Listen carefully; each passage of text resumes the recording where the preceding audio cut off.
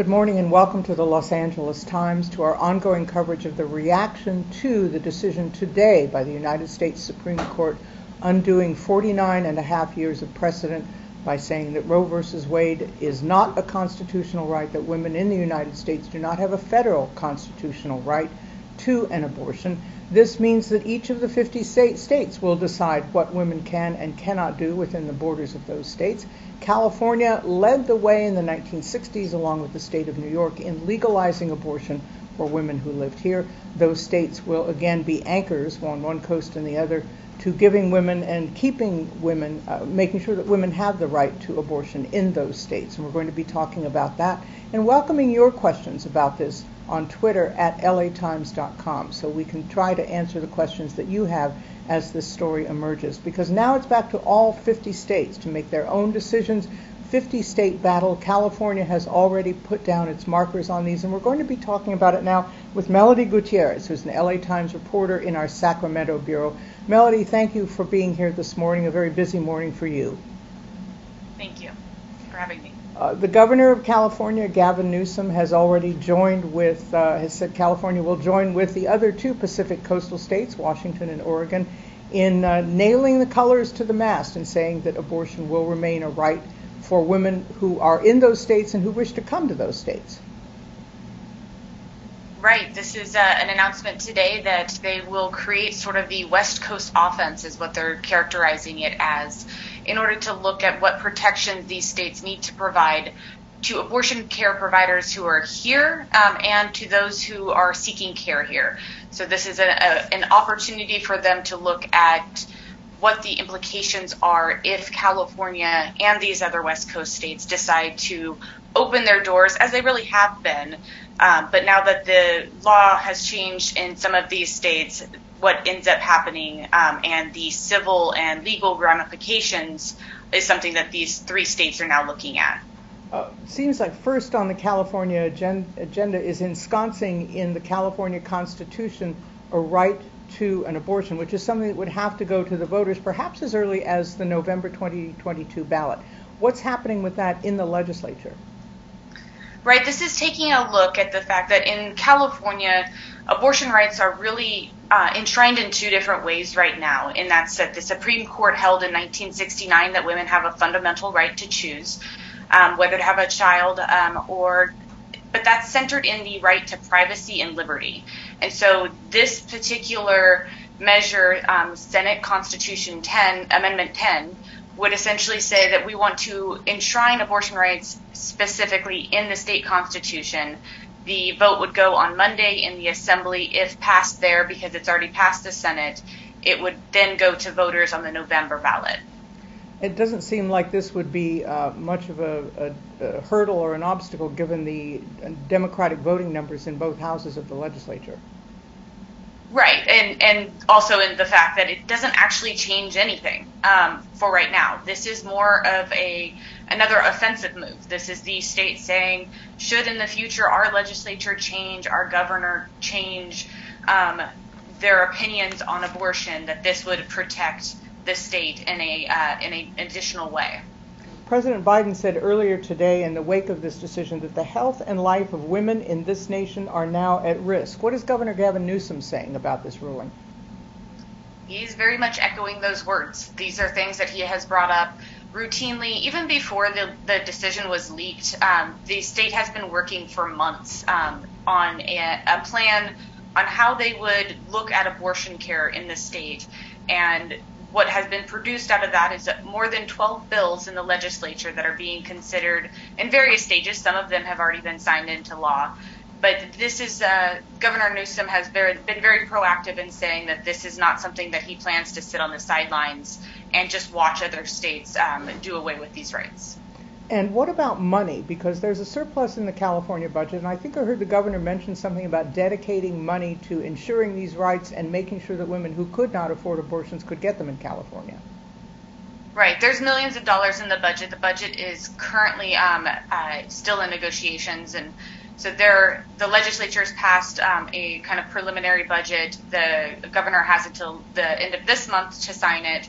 But there'll be continuing conversations as this moves forward. There's an abortion fund that is being discussed on how much to set aside for women who are coming to the state, because travel, hotels, and gas prices, even for women in rural parts of the state, how do you protect them and give them the access to abortions? So these are all things that the legislature is looking at, and then the budget has its own money set aside for ensuring that there are enough providers, trainings, and other avenues to be an abortion provider for others, but also ensuring that there's access in the state. The provider question becomes an even more important one in the wake of this decision, because the question before for many states was that while abortion was legal, there was simply no way to get it because there were no providers. One of the issues that has emerged from this ruling is whether or not other states, like Missouri, which became the first state to effect a ban on abortion in the wake of the ruling today, whether other states will try to stop their citizens from traveling to other states to get abortions, and if they succeed in doing so, whether those states will try to go after doctors in states like California and New York who perform those abortions. Is there something afoot in the legislature or on the governor's agenda to protect those service providers? Yes, there's actually several bills in the legislature that deal with different aspects of this, whether it's the civil liability for the abortion providers here.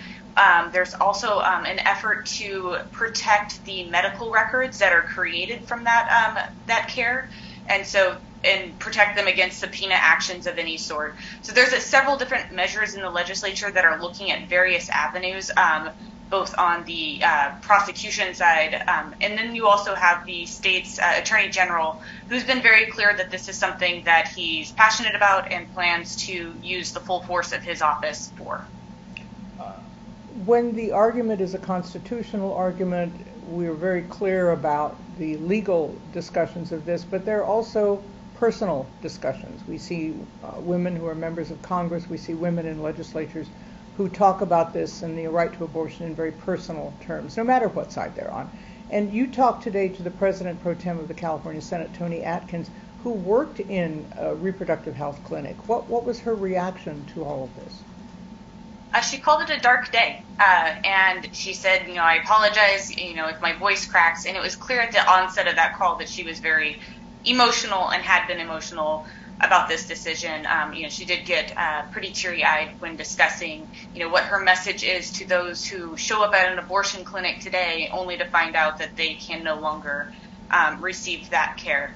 And so she was pretty emotional and steadfast in her words about that California will protect abortion and that it will be a beacon of hope, as she has said in the past, for anybody who finds themselves locked out of that care.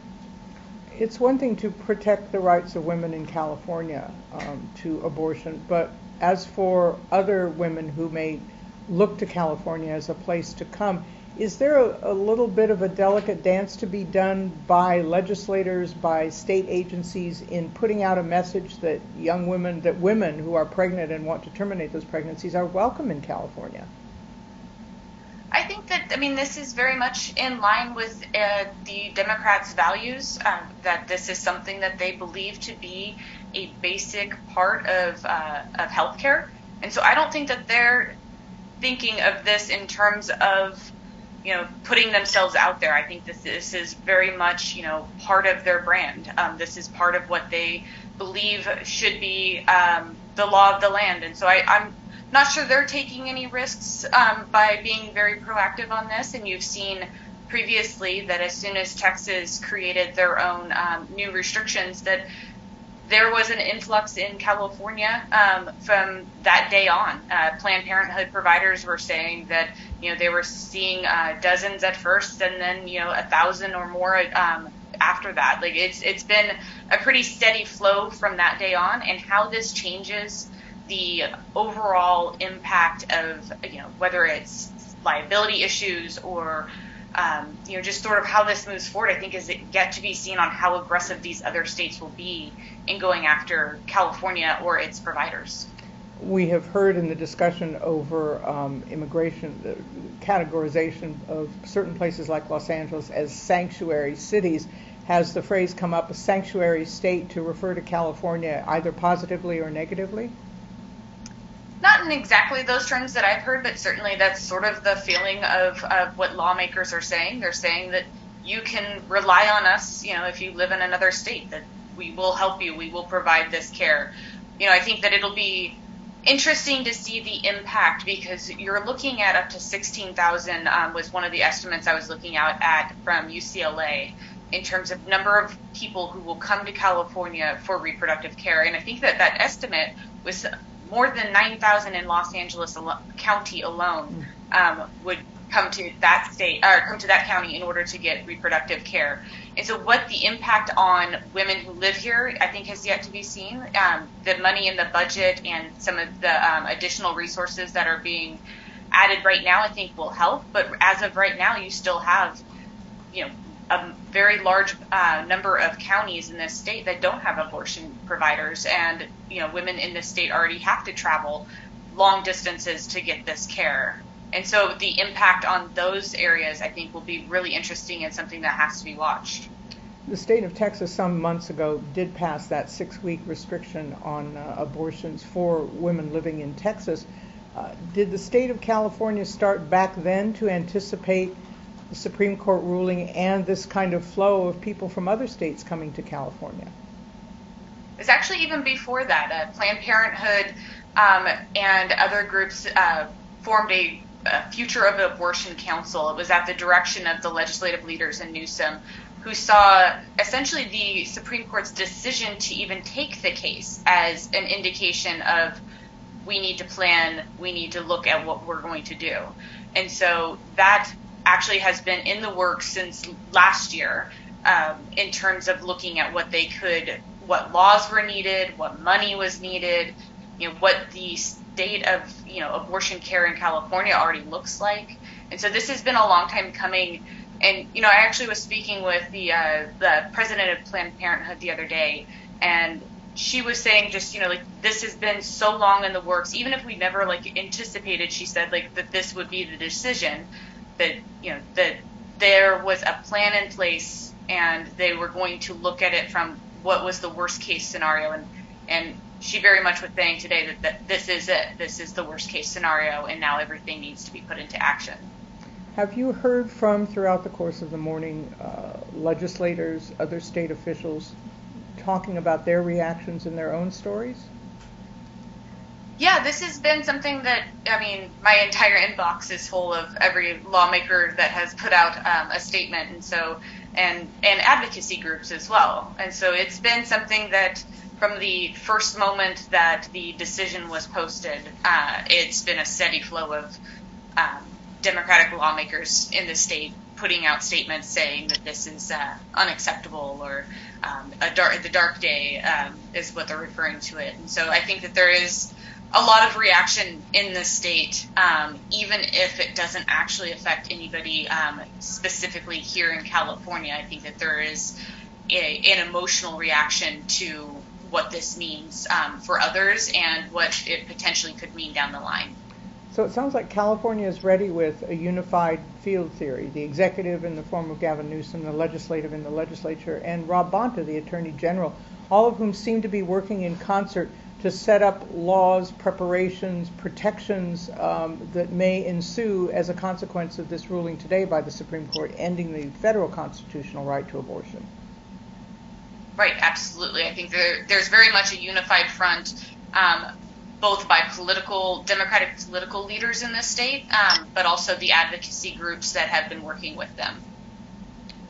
Melody, what do we look forward to in your reporting through the rest of the day? I think we'll look at whether or not there's any bills that are signed immediately in the aftermath of Governor Newsom's or of this decision, and Governor Newsom has a press conference coming up. And so I think that there's still probably a little bit of news in California in terms of ensuring that they are making their voices heard on what this means for California and what California is going to do in opposition. I don't know what the record time is in getting a constitutional amendment through the legislature and signed by the governor to get to the voters, but we may be seeing that record set this time.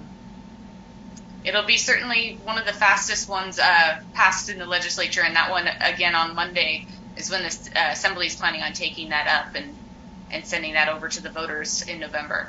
Melody, thanks very much. We're going to be looking forward to what you have to say on the LA Times website, and as we will come back through the course of the day, follow your reporting and bring that to people here.